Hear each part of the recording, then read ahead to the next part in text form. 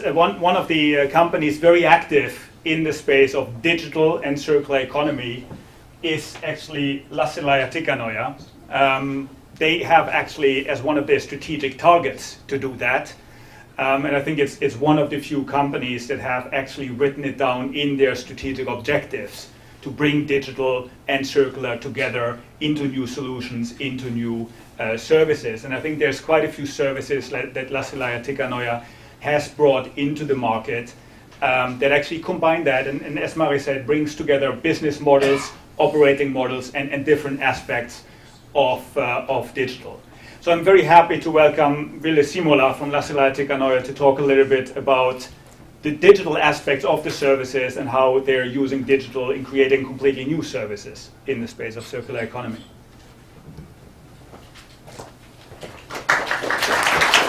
All right, thank you. Thank you very much for the invitation. I guess my slides are here, if I'll just... Yes. And, well, the fonts are not maybe the optimal, but I'll try to compensate with my speech. So, hello everybody, my name is Ville Simola. I come from Lassila Tikanoja, as said, and I guess we're representing the sort of large company, sort of corporation point of view towards circular economy. So I've entitled my presentation kind of how a big company recycles itself. But like Mari said, actually circular economy is a lot more than just the recycling part, but it kind of rhymed nicely, so that's why I had it there. About the company, LT might be familiar to at least the ones that live in Finland. Lassila Tikanoja operates this building and cleaning in this building, but we do a lot more. So we have four main business units. So we operate in environmental services, industrial services, facility services, as well as renewable energy sources. So all these areas are somehow related to circular economy, more or less. We have around 50,000 B2B customers, around 100,000 B2C customers, and we mostly operate in Finland, but also in Sweden in what it comes to facility services, and a little bit in Russia as well with our kind of more traditional waste management services. So every good kind of corporate presentation has the strategy slide, so that's what I want to hear. But actually, it's not just because of the slide, but like was mentioned, I think it's very crucial to have the topics in your strategy. So if we start from the sort of bottom, the trends, I think these are pretty obvious to you. So what's going on in the world? So you know, servitization, urbanization, digitalization, all these are kind of familiar terms, but I think, you know, today the speed of things changing is faster than ever before. So that's why we need to have them in our strategy. And what does it actually mean is that, like I put in the key success factors, is that I think we're a very traditional company. We've been working over 100 years. So our ability to renew is the key to succeed in the future. Some of our strategic focus areas, so how digitalization is taking part in many points here that I've highlighted. So new growth opportunities, develop of new services and channels, and improving our customer experience. But that's about Lassila Tikanoja. So what I want to share with you is the way we do things, the way we build new services. And I bought this slide from, I hope this one is familiar to many of you guys, since this is from Eric Ries's book called Lean Startup. It's already over 10 years old, but I think it's a very good kind of basic book on how to be agile. And the model is built based on like three basic things. So first you build something, then you set the metrics, you measure, you know, how are your customers interacting, and then based on that, you iterate. From the learnings, you build again. And we've kind of adapted this model, based on this model, kind of our way of doing things in an agile way. So it's a bit more kind of a process type of a picture, but we have 5 phases there. The first phase is the idea phase. So we try to collect as much new ideas as possible. We collect them from our own people, obviously from our customers, and more from kind of a third party, so to say. So we organize hackathon events, or then we collaborate with startup companies. And we see actually this is a very crucial thing, because many times when you just collect the ideas from people who are like very tightly connected in what you do, you might miss actually the great ideas. So therefore we think it's very important to have people who are kind of looking our business, looking the circular economy from outside, so to say. Then we have the evaluation phase, which means that we really quickly try to pick the ones that we see that there's some real customer need behind this idea, or there's a certain cluster of ideas. And we do a really quick analysis on the ones that we want to take further, and the next step we start to build concepts. So that means basically just like a prototype. So it could be a paper prototype or something really that we can do in a day or in 2 hours. And the most important part is that we go to the customer with that concept, we collect the feedback, and then we make the decision whether we want to proceed in the kind of experimentation phase. And in the experimentation phase, what we do, we put the service live and we start to collect data. And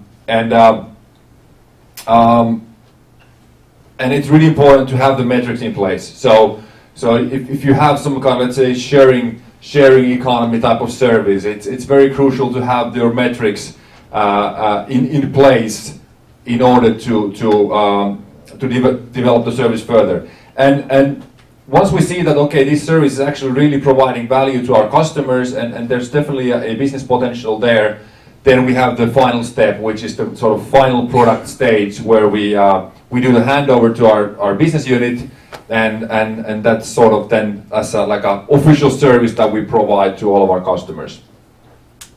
Then what are the concrete results, what we've been able to achieve during the past years? I picked here, there's now six services or channels that we have. We built services for construction industry, a service called Raksanappi, which is more kind of a sales, kind of ordering channel, so it's more related to the traditional recycling. But then we have services for consumers as well. Helppo Nouto, Helppo Varasto, the latest one is Helppo Siivous. So we try to kind of make it very easy for customers to do recycling, or whether it's then storing your goods. And then we have a service called Kierrätysbotti Kikka, which is in the experimentation phase, where we're kind of testing how we can use AI to help people to make better recycling. And then there's one service called Hävikkimestari, and I'm actually very happy that Mari mentioned the food waste, since that one I'm gonna cover in more detail. So Hävikkimestari is a service that we built for restaurants, and the basic idea behind this service was that we noticed that the restaurants they didn't know how much food waste they were producing, and some of them were putting some information in just on a paper sheet, or then maybe somebody who was more advanced was using some kind of spreadsheet, but still the information was only within the restaurant manager and was not shared within the restaurant staff. So what we did, we built a service where the restaurants can really easily input all the information related to food waste. So what food waste was produced, how much, and for what reason. And then the application is visualizing the data. So how much was food waste produced, and now we're talking about the production phase of the restaurant. And we're making some really good results with this new service. So this is actually a service that's combining both. So it's combining the digital aspect as well as kind of physical aspect. So we also we go and actually coach these restaurants. So it's based on the lean methodology. And the results have been great. So restaurants have been able to reduce the food waste up to 45%, which in euros means tens of thousands of euros per a mid-sized restaurant unit. And we have a lot of plans for this service to take it even further. So now we only touched kind of the back office side of making food, and then there's the other side, which is actually people coming and eating their lunch, and that's the other side of the pie. So how can we actually help these companies to reduce the waste, then food waste produced by people who are actually eating in those restaurants?